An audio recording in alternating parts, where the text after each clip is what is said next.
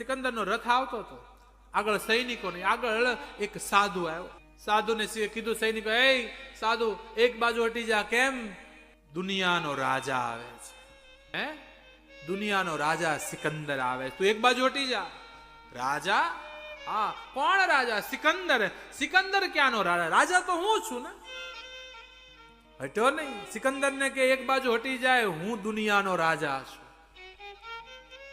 સિકંદર સાધુ હટ્યો નહીં. સિકંદરનો રથ નજીક આવી ગયો અને સિકંદરને સૈનિકે કીધું, મહારાજા એક હટવા તૈયાર નથી. અને ત્યારે સિકંદરે કીધું, એ ફકીર, એ સાધુ, હટી જાય એક બાજુ, દુનિયાનો રાજા છું. સિકંદરને સાધુ કે, તું શાનો રાજા? તું તો ભિખારી છો. હે? હા, તું ભિખારી છો. તને એટલું બધું મળ્યું તોય તારી ઈચ્છાઓ પૂરી થતી, હજી તારે બધું જોઈ છે એટલે દોડે છો. હે સિકંદર, તું રાજા નથી, રાજા હું છું. કાંઈ નથી તોય મારે કાંઈ જોતું પણ નથી.